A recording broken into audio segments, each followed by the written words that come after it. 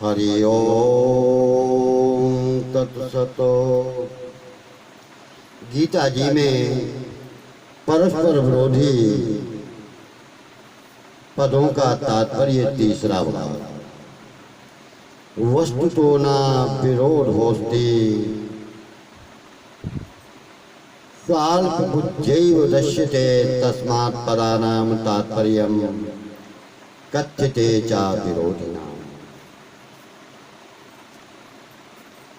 वह परमात्मा संपूर्ण इंद्रियों और उनके विषयों को प्रकाशित करने वाला है।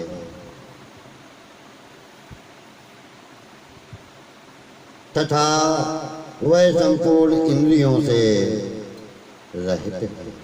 तीसरे अध्याय का 14वां श्लोक। तो ये दोनों शब्द आपस में विरोधी हैं।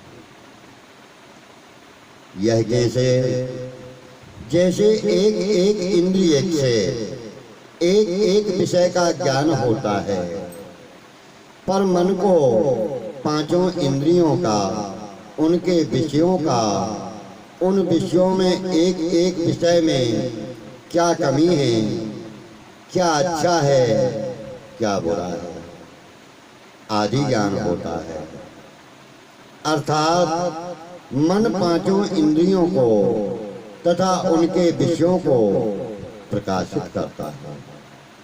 मन को ऐसा ज्ञान होते ही मन में पांचों इंद्रियां नहीं।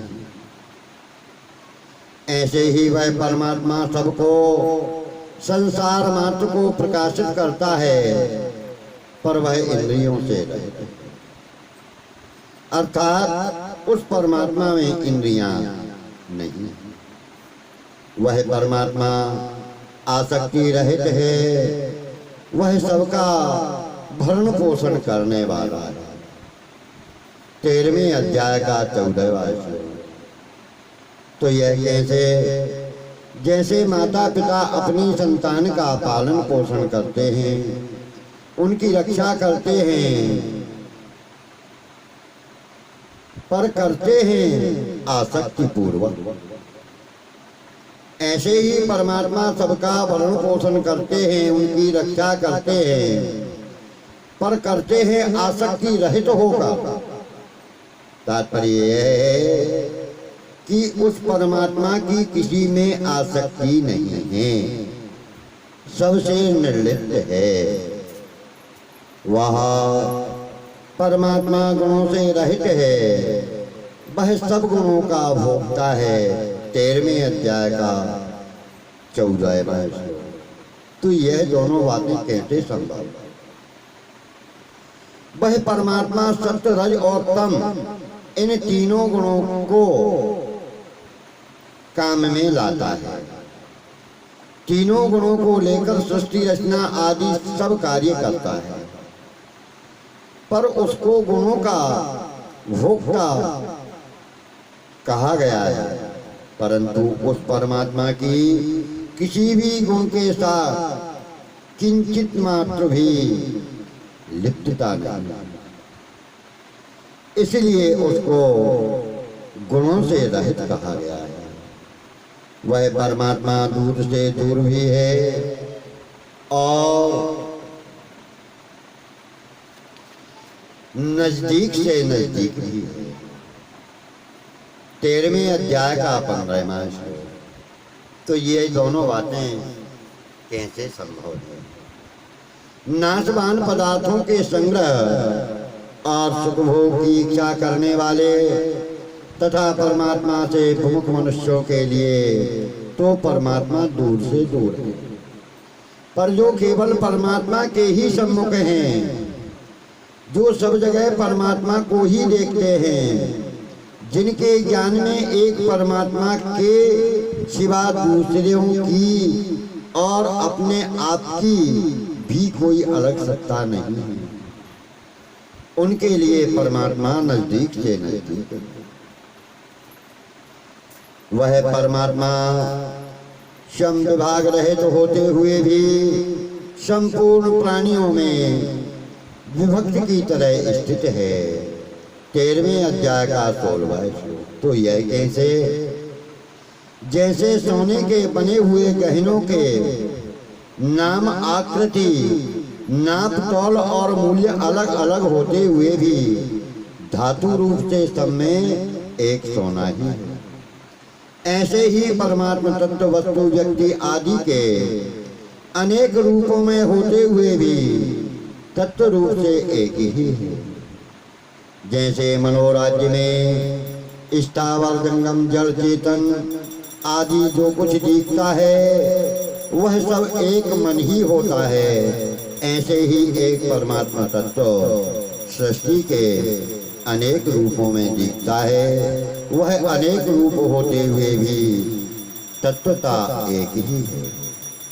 प्रकृति में स्थित पुरुष ही भोक्ता बनता है, शरीर में स्थित होता हुआ भी पुरुष भोक्ता नहीं बनता। 13वें अध्याय का 31वां श्लोक। तो ये दोनों बातें कैसे संभव है?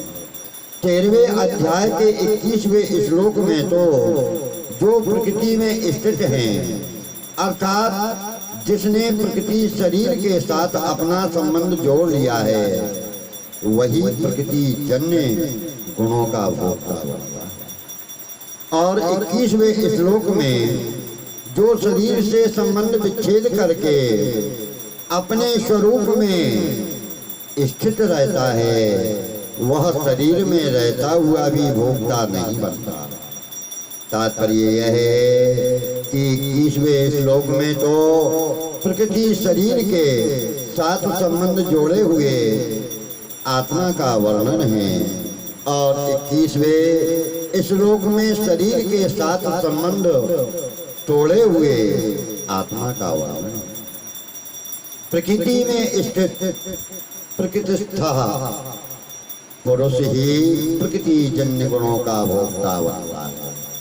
13वें अध्याय का 21वां श्लोक। धीर पुरुष सुख दुख में सम तथा स्वरूप में स्थित रहता है। 14वें अध्याय का 24वां श्लोक। तो जो प्रकृति में स्थित है वह स्वरूप में स्थित कैसे, और जो स्वरूप में स्थित है वह प्रकृति में स्थित कैसे? ये दोनों बातें एक दूसरे का विरोध करती हैं। वास्तव में वह पुरुष प्रकृति में स्थित है ही नहीं, प्रत्युत अपने स्वरूप में ही स्थित है, परंतु जो वह अपनी स्थिति प्रकृति में अर्थात एक शरीर में मान लेता है, अर्थात शरीर में अहमता ममता कर लेता है, तब यह कर्ता भोक्ता बन जाता है, सुखी दुखी हो जाता है। इस पर शुभ अशुभ कर्मों के फल लागू हो जाते हैं, वह जन्म मरण के चक्कर में पड़ जाता है। परंतु जब वह अपनी स्थिति प्रकृति में नहीं मानता, तब इसकी स्थिति आत्मस्वरूप अपनी आत्मा के स्वरूप में ही रहती है, और वह कर्ता भोक्ता नहीं बनता, सुखी दुखी नहीं होता। इस पर सो असो कर्मों का फल लागू नहीं होता, वह जन्म मरण से मुक्त हो जाता है। संसार वृक्ष ऊपर की ओर मूल वाला है, यानी इस संसार रूपी वृक्ष की जड़ ऊपर है। ऊर्ध्वमूलम् 15वें अध्याय का पहला श्लोक। और संसार वृक्ष के मूल नीचे अधश्च मूलानि 15वें अध्याय का दूसरा श्लोक। तो एक ही संसार वृक्ष के ऊर्ध्वमूल और अधोमूल कैसे हुए? दोनों चीजें विरोधात्मक हैं। अब ऊर्ध्वमूल परमात्मा का वाचक है, जो कि संसार वृक्ष का आधार है, और अधोमूल तादात्म्य ममता और कामना के पाचक है, जिनसे ऊर्ध्व मध्य और अधोगति रूप शाखाएं निकलती हैं। तात्पर्य यह है कि मनुष्य को इन तादात्म्य ममता कामना रूपी मूलों का तो छेदन करना चाहिए और ऊर्ध्वमूल यानी जो ऊपर जल वाला वह कौन परमात्मा है, तो परमात्मा की शरण लेना चाहिए। वह संपूर्ण प्राणियों को मार कर भी न मरता है न बनता है। 18वें अध्याय का 17वां श्लोक है। अर्थात वह क्रिया करके भी क्रिया नहीं करता और उसके फल का भी भागी नहीं होता। यह कैसे है? अहंकृत भाव अर्थात मैं करता हूँ, ऐसा भाव होने से ही मनुष्य कर्मों का कर्ता बनता है और फल की इच्छा से उसको फल का भागी भी होना पड़ता है। परंतु जिसके भीतर अहंकृत भाव नहीं होता वह फल की इच्छा भी नहीं करता, वह सब कुछ करता हुआ भी वास्तव में कुछ नहीं करता और किसी भी कर्म के फल का भागी नहीं होता। 13वें अध्याय का 31वां श्लोक है। सात्विक सुख आरंभ में विषय की विष की तरह है। जो सात्विक सुख है प्रारंभ में वह अच्छा नहीं और परिणाम में उसका अमृत की तरह अच्छा फल निकलता है। 18वें अध्याय का 37वां श्लोक है। राज्य सुख आरंभ में अमृत की तरह है और परिणाम में विष की तरह है। 18वें अध्याय का 38वां श्लोक। ये दोनों बातें विरोधात्मक हैं। तो ये कैसे? वास्तव में सात्विक सुख आरंभ में विष की तरह नहीं है। जब मनुष्य सात्विक सुख की तरफ चलता है तब उसको भोग सुख आराम मान बड़ाई आदि जो राजस सुख का और निद्रा आलस्य प्रमाद खेल तमाशा आदि तामस सुख का त्याग करना विष की तरह मालूम होता है। परंतु सात्विक सुख में प्रवेश होने पर परमात्मा विषयक बुद्धि से पैदा हुआ वह सुख अमृत की तरह दिखता है। अतः सात्विक सुख आरंभ में विष की तरह और परिणाम में अमृत की तरह होता है। भोगों को भोगने में, विषयों का सेवन करने में पहले पहले सुख मालूम होता है और आनंद आता है।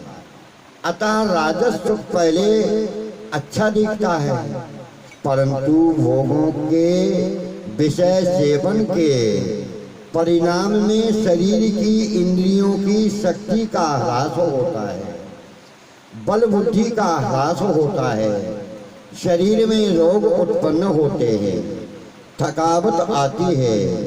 अतः राजस सुख परिणाम में विष की तरह होता है। तात्पर्य यह है कि बुद्धिमान मनुष्य परिणाम की तरफ देखते हैं और जो अज्ञानी मनुष्य हैं वह परिणाम की तरफ नहीं देखते। अतः साधक को चाहिए कि वह परिणाम की तरफ ही ध्यान दें।